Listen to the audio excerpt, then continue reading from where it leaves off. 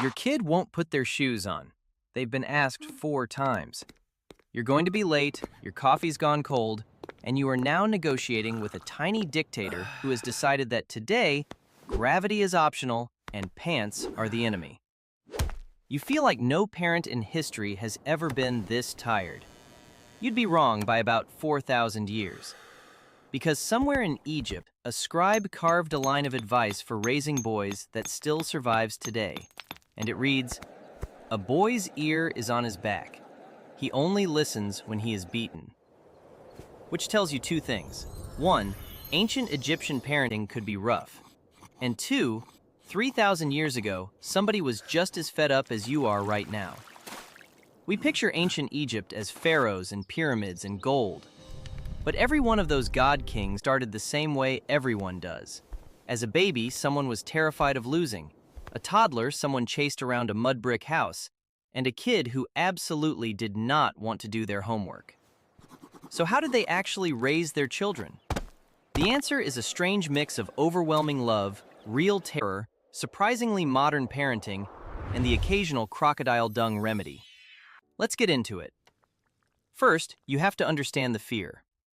In ancient Egypt, having a baby was one of the most dangerous things a person could do, for the mother and the child.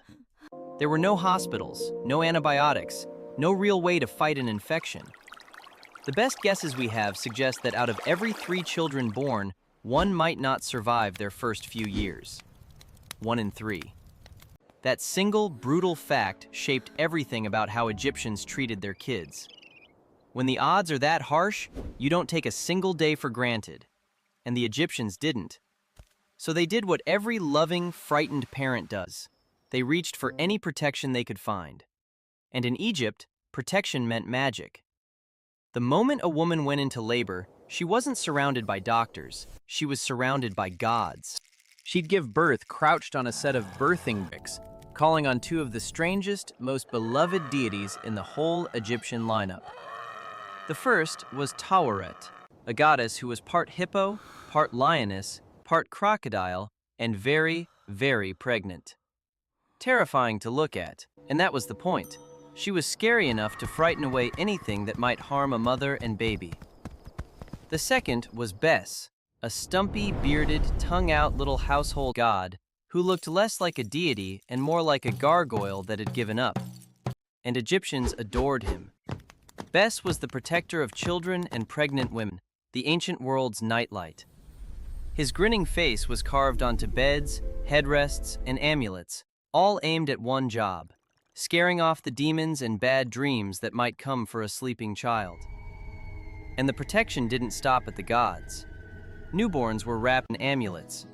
Parents would tie protective charms around their children, recite spells over them, even mix babies' first medicines with a little incantation for good measure. We've actually found ancient texts that are essentially a spells for mother and child handbook. Magic words to stop a fever, to guarantee good milk, to keep the night demons away. Was it medicine? No. But it was something every parent understands. The desperate need to feel like you're doing something to keep them safe. Now, once a child survived those first fragile years, life got, and this might surprise you, pretty good. Egyptian kids were spoiled, not with money, but with freedom. For their first several years, children essentially ran around naked. It was hot, clothes were expensive, and frankly, why bother? You can spot a child instantly in Egyptian art by 2 things. They're nude, and they have a single thick braid hanging down one shaved head, the side lock of youth. It was basically a uniform that said, "Small human, not yet grown." And here's the part that breaks the stereotype of grim, serious ancient people. We have found their toys. Real ones. Spinning tops. Balls made of leather and papyrus. Carved wooden animals, including a little tiger with a moving jaw you could pull with a string. The ancient ancestor of every annoying noise-making toy your living room currently contains. There were dolls with hair made of clay beads. There were board games. Kids wrestled, swam in the Nile, played leapfrog and tug of war. Games we can identify because they painted them on the walls. Children were genuinely cherished. Wisdom texts told men to marry young and start a family, to be grateful for a son, to value children as a blessing. Letters survive between parents and grown kids that are warm, nagging, and completely recognizable. A parent reminding an adult child to write more often. Some things are eternal. But, and there's always a but, childhood didn't last very long. There was no concept of the modern teenager, that long, protected stretch where you figure yourself out. Once you were old enough to be useful, you went to work. Farm kids hauled water, scared birds off the crops, helped with the harvest, and minded younger siblings. Girls learned to grind grain, bake, weave, and run a household from their mothers. By the time you'd hit your early teens, you weren't a kid anymore. You were labor. Unless, and this was the golden ticket, you got an education. For a small, lucky slice of boys, mostly the sons of officials and scribes, there was school. And it was not fun. Egyptian schooling was built on one subject above all others: writing. To become a scribe was to escape a life of backbreaking field labor and join the elite, and everyone knew it. The competition was brutal, and so were the methods. Papyrus was far too expensive to waste on a child's practice scribbles, so students wrote on ostraca, those cheap flakes of limestone and broken pottery, copying out the same passages over and over until their hands and memory gave out. And thousands of these survive, which means we literally have ancient Egyptian homework. Misspellings, corrections, a teacher's red marks. 4,000 years later, and the red pen has not changed. And what were they forced to copy? Often propaganda.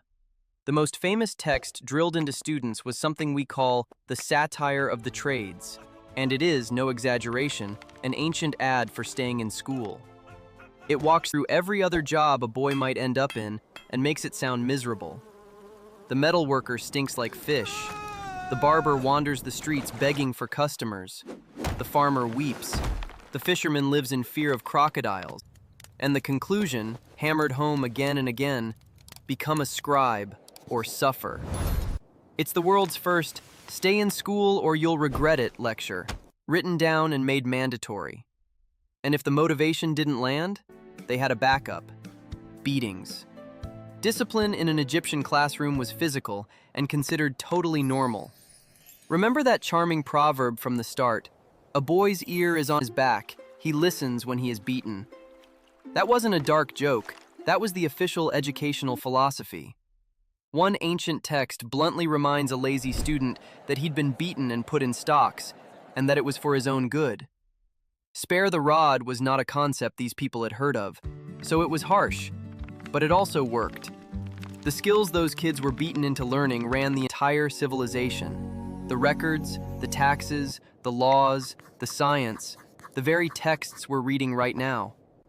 Every word we know about ancient Egypt exists because some kid somewhere got smacked into copying it out one more time. Now pull back and look at the whole picture. An Egyptian parent feared losing their child more than anything in the world. They covered them in charms and prayers because they were powerless and terrified, and love with nowhere else to go becomes magic.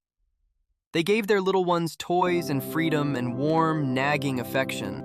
And then, far too soon, they put them to work, or they shipped them off to a school that would shape them with copied lines and a wooden cane. They worried they were too soft. They worried they were too strict. They worried whether their kid would turn out okay, whether the discipline was working, whether they were doing any of this right. So tonight, when the tiny dictator finally goes down and the shoes are still somehow not on, and you lie there wondering if you're getting any of this right, know that a parent in a mud brick house 4,000 years ago stared at the ceiling and worried about the exact same thing. They didn't have your books or your apps or your doctors, but they invented the one thing every parent has used ever since: hope, wrapped around a sleeping child that they'd make it through the night. And against the odds, often enough, they did. That's why you're here.